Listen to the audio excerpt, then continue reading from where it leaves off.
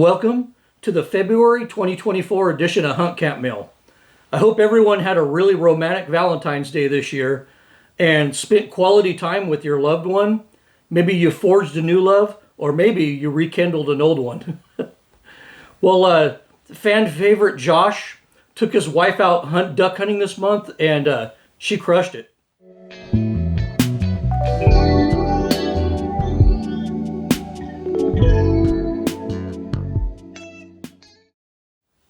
This month was all about flashlights, gunpowder, and the .22 long rifle. And I hope you enjoyed those videos and the variety of content that I present to you guys. The flashlight video was kind of a dud, and I don't think most people understood the powder video very well, but that .22 LR video seems to really be taking off, but that was predictable because people are really obsessed with cartridges. In fact, I think people are kind of over-obsessed with cartridges sometimes. But once in a while, I need to make an offer to the YouTube algorithm gods, and that .22 LR video did just that. Well, I received some great letters this month, and I've been looking forward to this month's Hunt Camp Mail. So let's dive right into this month's mail. Our first question is from John in New Mexico. John wrote, "Since you posted your 25-06 video years ago, I noticed that the cartridge has really taken off. In the 1990s, 25-06 was the pronghorn hunter's first choice, but it faded as people started using the 6.5 Creedmoor instead. Thanks to you, people now see that the 25-06 is a better cartridge. When shooting antelope inside of 400 yards, the 25-06 smokes the 6.5 by a long shot. Like all fads, they have an end, and the 6.5 Creedmoor fad is ending. Do you see a future cartridge in 25 caliber with a faster twist rate and a match type chamber?" It's a great letter. Well, the future is already here.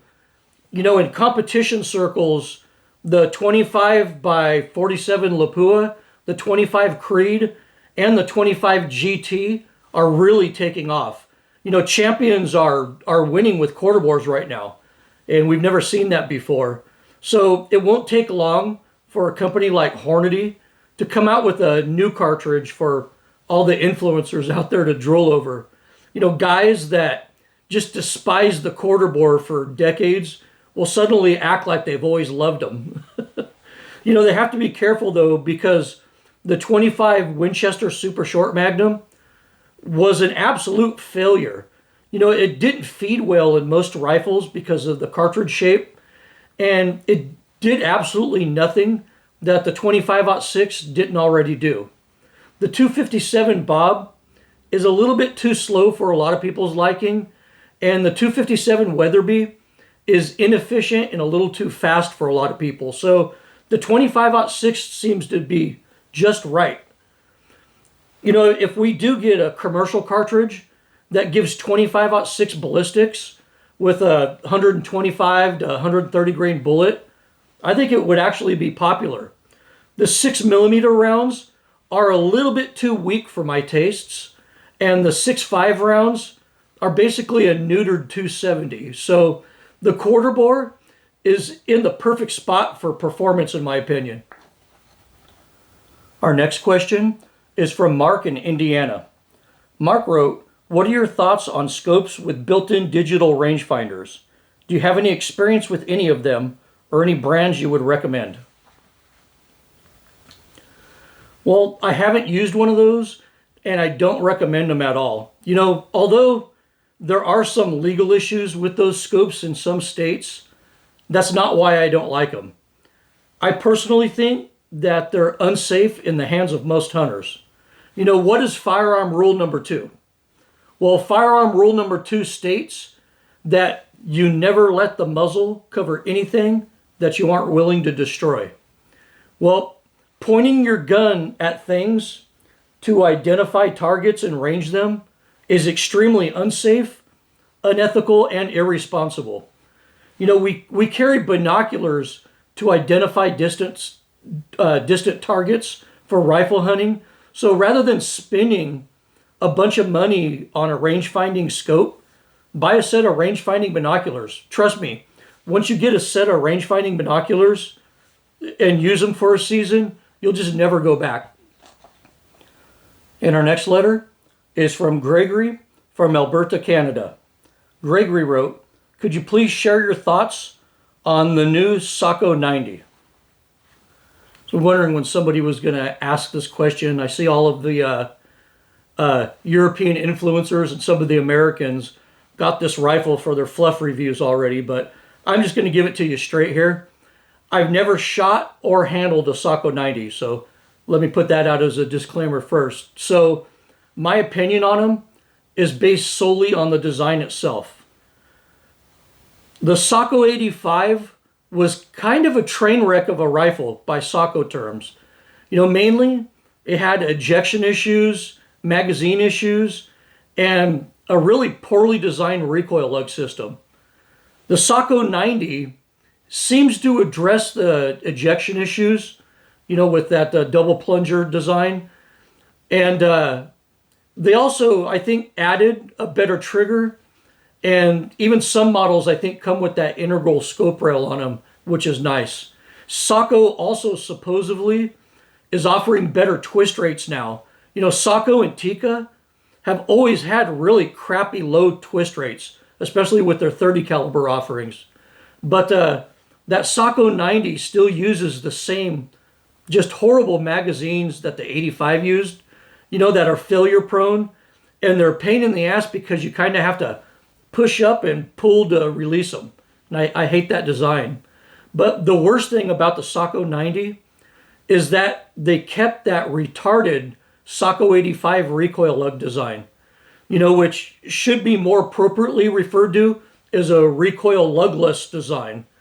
The Sako 85 was not well engineered, in my opinion, and from what I see, the Sako 90 is kind of more of the same at an inflated price.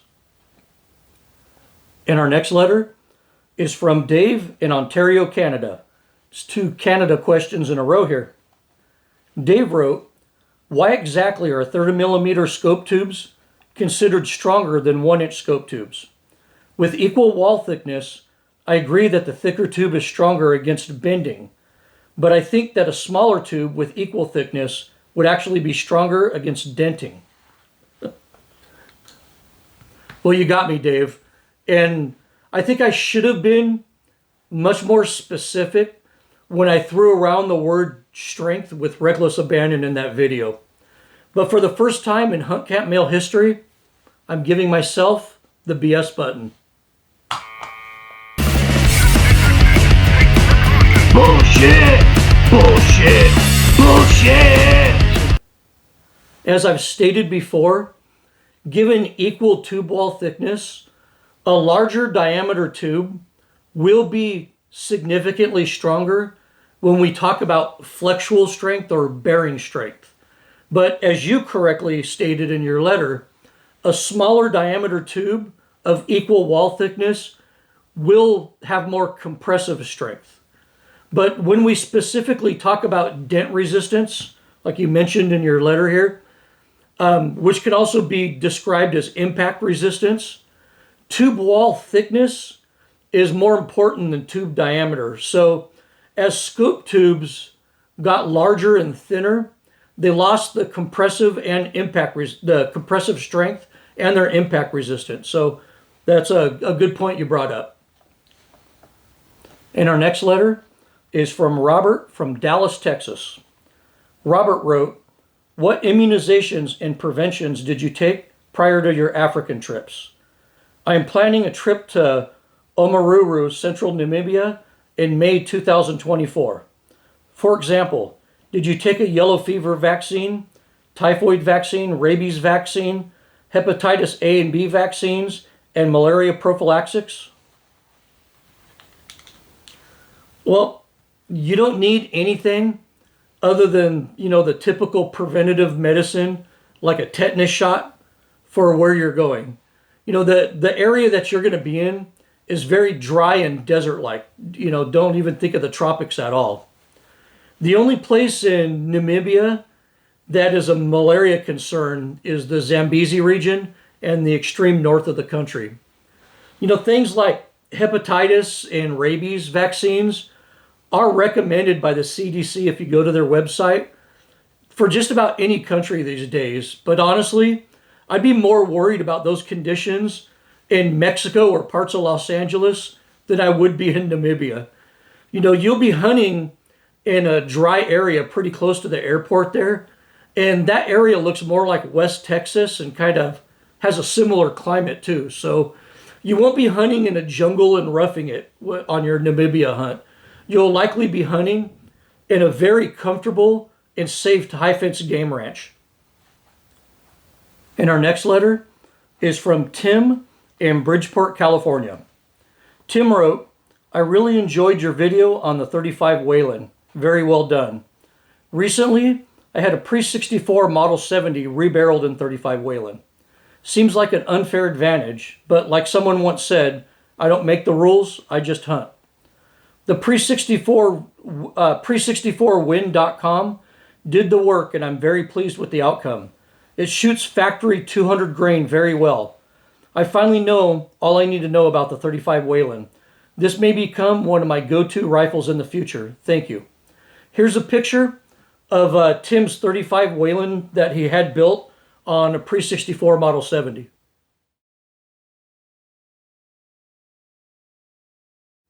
Well, that's a gorgeous rifle, Tim. It's also cool to get a letter from Bridgeport, California. You know, I've been hunting and fishing in that area since I could walk, and throwing flies to monster brown trout on the East Walker River is still one of my favorite things to do. So thank you for the letter.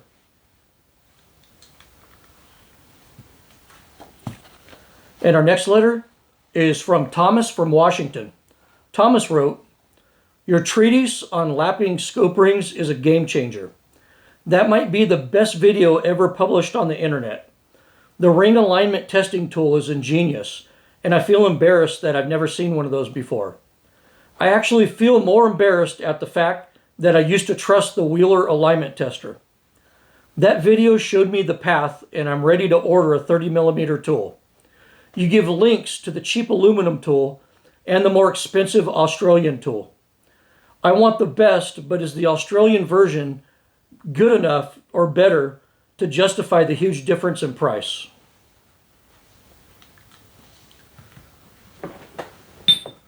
Well, the Australian tool, made by Armaments by Design, is the finest quality verification tool that you'll ever buy.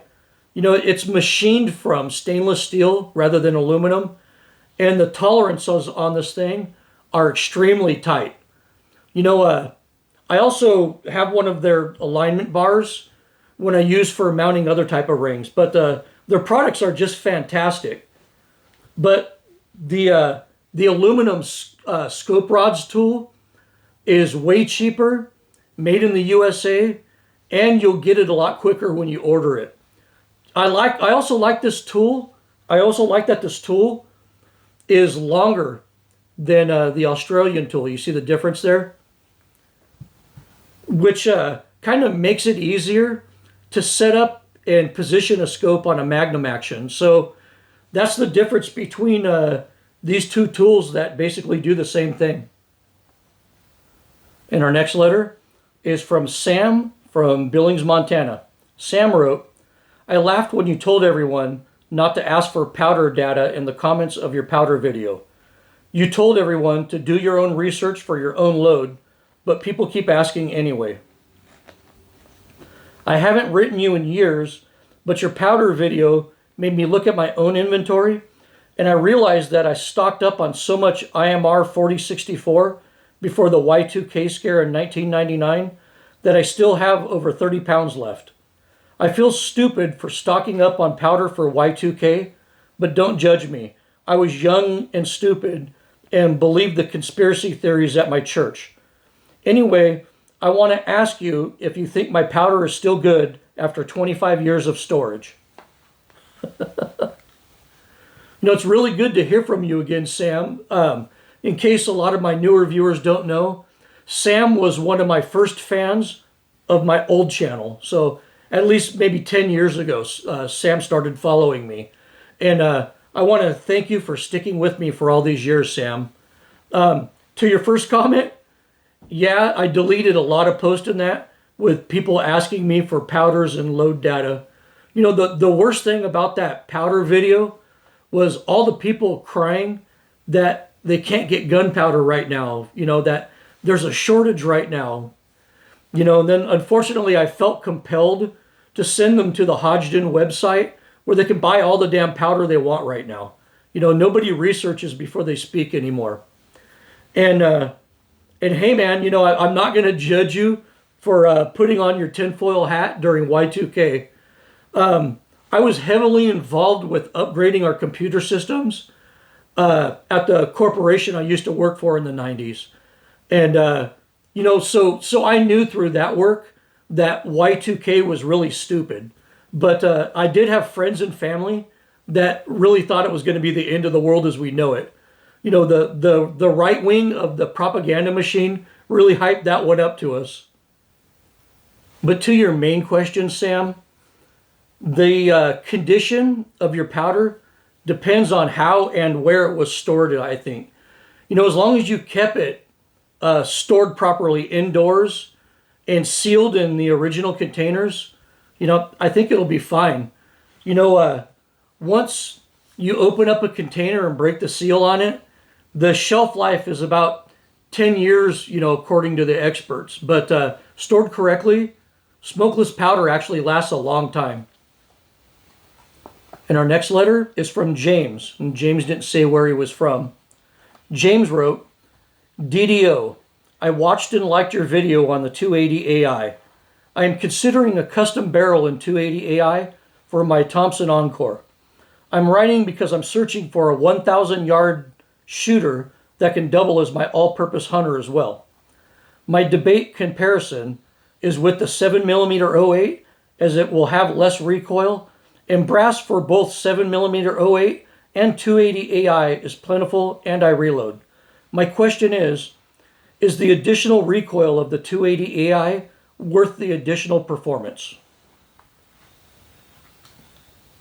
Once again, I think you kind of answered your own question here. You know, I'm also sorry to have to inform you, James, but I've never done a video on the 280 Ackley Improved, so you may have been watching somebody else's video.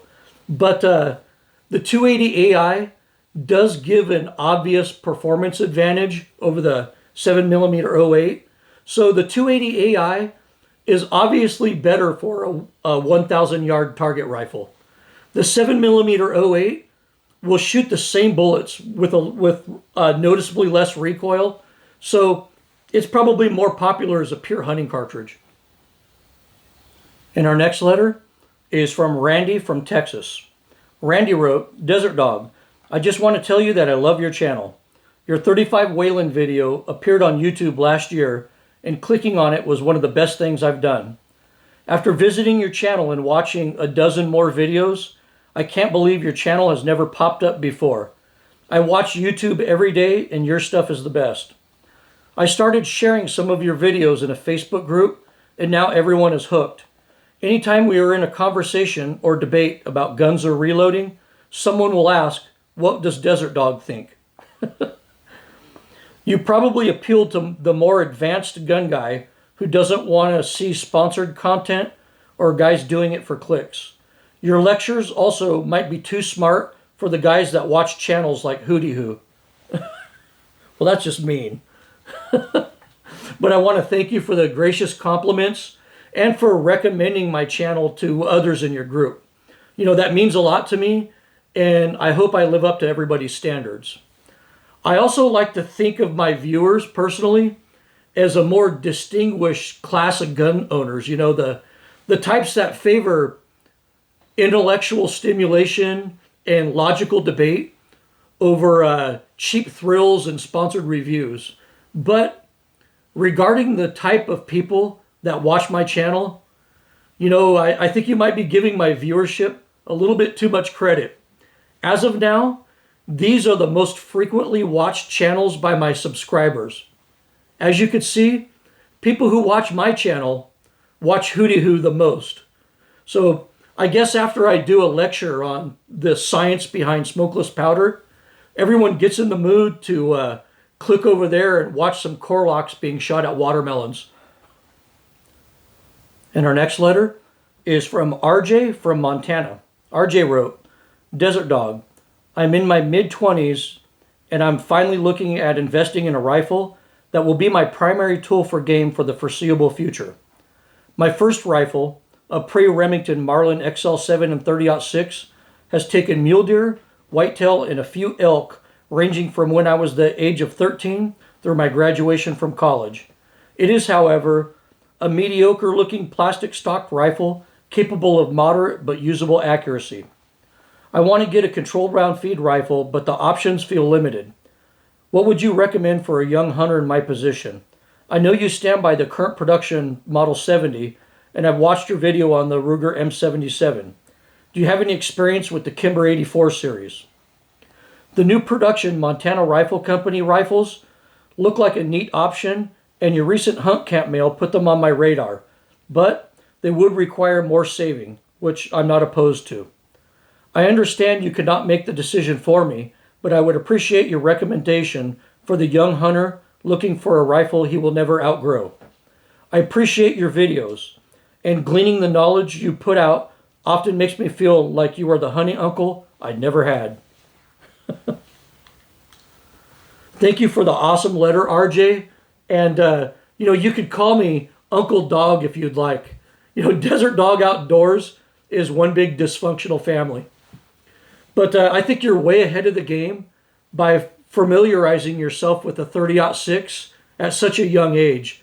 You already understand the versatility of that cartridge. A Model 70 would be nice, and a new Montana rifle might be worth saving for, but just don't make an impulse buy. That's my advice to you. Be patient and keep saving money up. Don't settle for something because of the price or because some influencer tells you to buy it. Make sure you're buying a rifle based off of your own preferences and research, and do lots of research while you're saving up that money. When people impulse buy a gun, they normally regret it. So that's my advice to you. And our next letter is from Bobby in California. Bobby wrote, my son, who was 11, just passed his hunter safety here in California, and he told me he wanted to hunt turkeys. The only thing I've hunted with zero success is turkeys. I'm looking for pointers on turkey hunting in California, as well as the most reliable lead-free shells that aren't too expensive to use in a 20 gauge, and any other info you would be willing to share. Well, just so you know, turkey hunting is a lot more complicated than deer, pig, or even upland hunting. For somebody with no experience here, I highly recommend hiring a guide for your first hunt. A guide will teach you the ropes on how to pattern turkeys, locate roosts, set up an ambush, and how to call the turkeys in. The more power and pattern density you can get on a turkey's neck and head, the better off you're going to be. You're not going to like this, but cheap ammo and turkey hunting don't really mix. Especially since we have to use non-lead ammo here in California. So forget about using steel shot for turkeys with your 20 gauge. I personally use TSS loads for turkeys in California. TSS is expensive, but nothing puts turkeys down like tungsten does. And it's a real game changer for the 20 gauge, in my opinion. Also, don't forget that your 11-year-old needs to be able to sit perfectly still and silent for hours while holding a gun at a decoy spread. And to be honest with you, most 11-year-olds aren't capable of doing that. Also, shooting a turkey's small head and neck at 35 yards isn't a very easy shot. So your son better have a gun that fits him really well and the marksmanship skills to make that accurate shot. And our next letter is from Michael in Dallas, Texas. It's our second letter from Dallas, Texas this month. Michael wrote, Desert Dog, Your 22 LR episode was fantastic. It taught me many things I didn't know, especially about 22 ammunition. I've been wanting to get into 22 PRS and NRL 22, and your video pushed me to do it. I don't have the funds to build an open class rifle, so the base class is perfect for me. I bought a CZ457 MTR to compete in base class. Base class rules only let you spend a maximum of $1,300 MSRP on a rifle and a scope. The MTR has an MSRP of $850, so that leaves me $450 MSRP for a scope. As you're aware, I'm not going to get a quality match scope for that price. I will have to compromise with a Chinese scope. What would you recommend? Well, that CZ457 MTR is great because it'll run with the best shooters in base class, but if you want to move up to open class at a later date, it's easy to change barrels, triggers, and add a chassis to it. So you can really grow into that CZ457. You know, right now you're experiencing what every base class shooter goes through. You know, do I buy an expensive, super accurate rifle and risk a cheap scope that might not track well? Or do I buy a cheaper, less accurate rifle and buy a high quality scope? You know, it's kind of just the opposite of hunting. But you need a scope with high magnification, you know, at least 20 power in my opinion. More is better. Adjustable parallax is basically mandatory because targets will usually be set up from 25 to 200 yards. You also need accurate turrets because you'll be doing lots of dialing, and you know you need a good amount of travel on there. But most PRS base class shooters run a Chinese Arkin or Vortex tactical type scope. You know, if you could keep them running, they'll be good enough to compete and ensure that you won't go over that $1,300 limit. And our next letter is from Thomas in Anaheim, California. Thomas wrote, "Hey Desert Dog, did you get any ammo during the recent Freedom Week? I scored a year's worth of dove, duck, and quail loads and some 9mm for my pistols." You know, that definitely wasn't a week. Around here, we're calling it Freedom Weekend. But I immediately put in an order for turkey loads with Midway USA and scored some bismuth pheasant and quail loads from another vendor. And all of it shipped right to my home, you know, just like the old days. But since you're in California, please join the California Rifle and Pistol Association, or CRPA. In fact, you should join and donate to them. California is the front line on the war against the Second Amendment. You know, remember when people in Colorado, Oregon, Washington, New Mexico, and Virginia used to make fun of California gun laws? Well, they aren't laughing anymore, are they? Literally every major battle for the Second Amendment is being waged in the state of California, and the CRPA is the tip of the spear right now. And our next letter is from Glenn in Nevada. Glenn wrote, "When I saw your 22 video pop up in my feed, I thought, oh great, another stupid 22 long rifle video. Then I started watching it and I couldn't stop. Then I went home and watched it again on my TV screen in my living room. It made me realize how little I actually knew. It also made me research the CZ457 because I've never heard anyone talk about that rifle. That gun is like playing with Legos. Everything can be switched around, even the caliber. I immediately went down to Bass Pro Shops and bought the last one on the shelf, a 22 varmint model for $600 in a beautiful wood stock.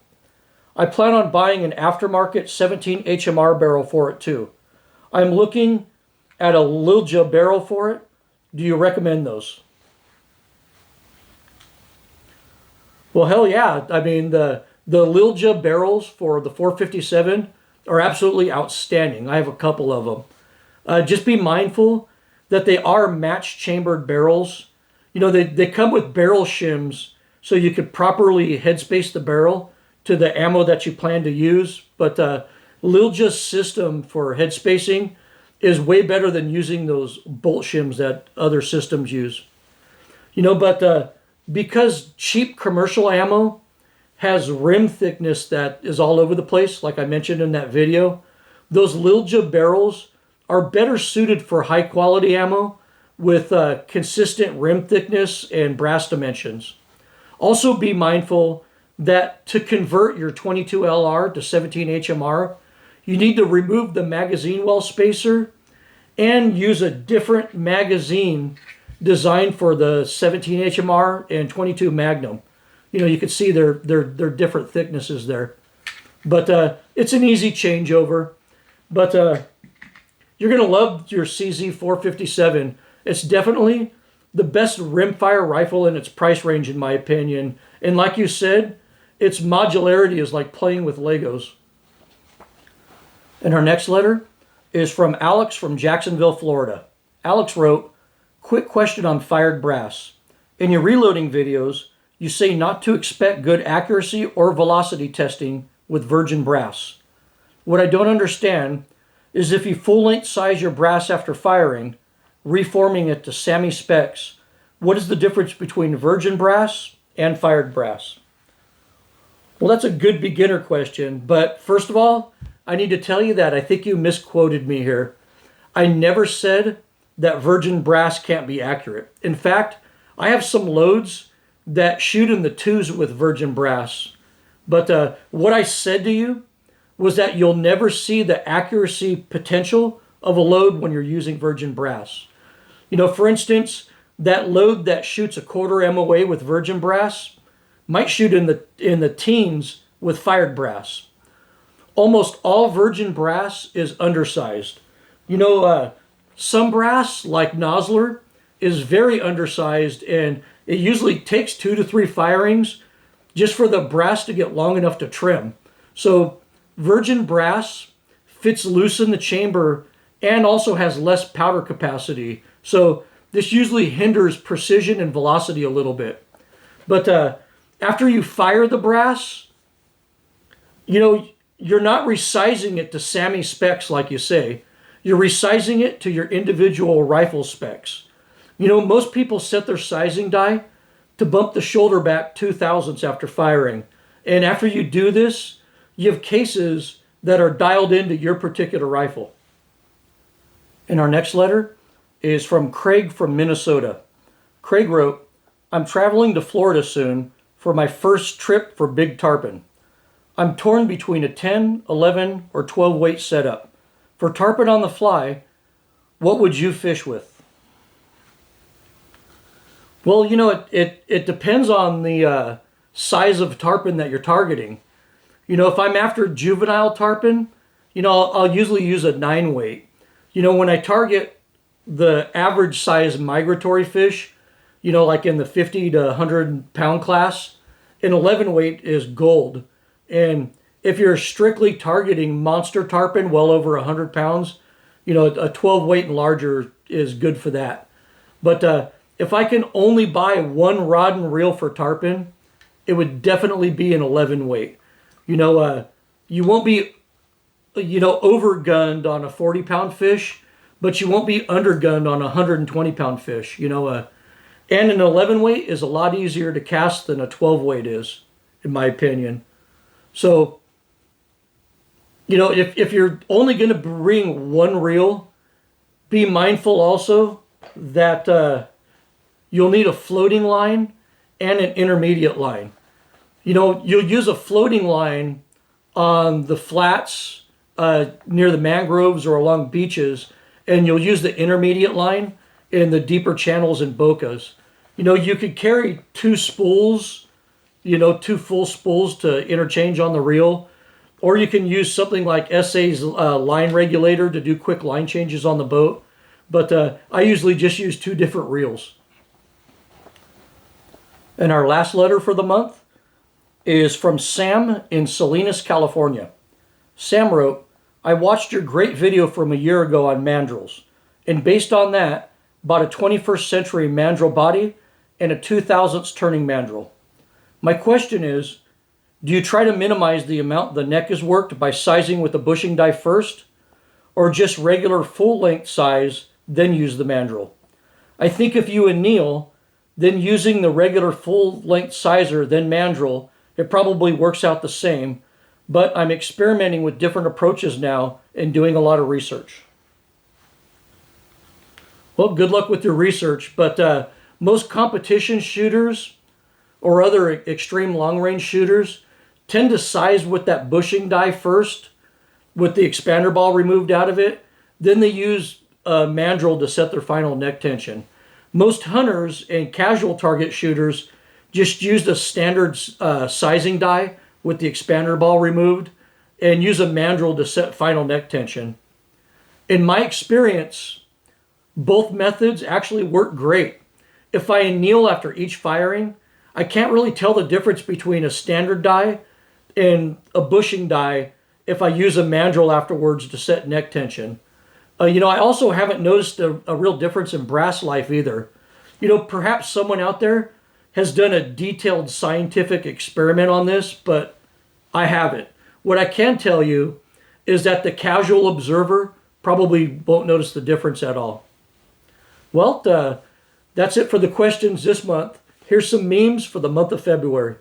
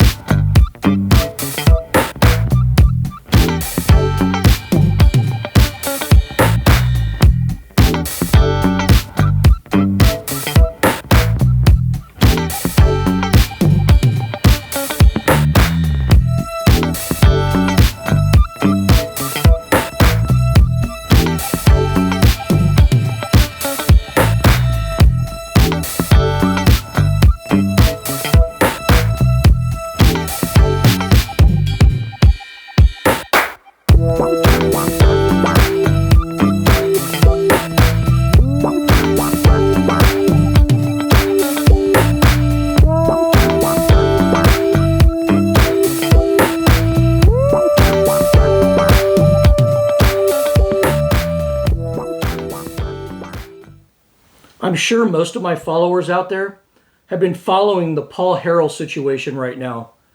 I've been following Paul on YouTube for 11 years now, and I think he's one of the most humble and genuine YouTube firearm experts on the internet right now. Even though he has tons of experience, having served in 2 branches of the military, having owned a professional training company, he was a world-class competition shooter, and he actually took a life in a self-defense situation as a civilian. So he has all this experience, but he's never fallen for the trap of appealing to the tactical or mall ninja crowd out there. And all of his instruction is from the viewpoint of an average guy. You know, and he also never sold out to sponsors or the industry. Paul Harrell is the mold that all YouTube influencers should have been cut from. As you all probably know, he's been struggling with cancer, and you can really see it now. He did what might be his final outdoor video this month.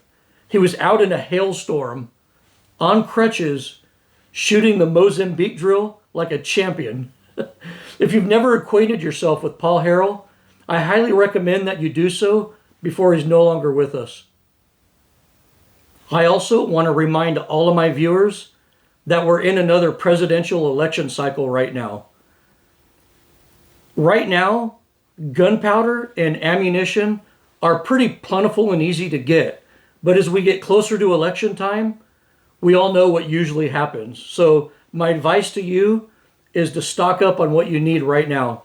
Don't be one of those chumps who procrastinates and will email me next winter wanting tips on where to buy powder and ammunition. Be smart and buy what you need right now. Well, that wraps up another episode of Hunt Camp Mail. You can reach me with any questions or comments at desertdogoutdoors@gmail.com. Thank you for watching, and as always, good hunting.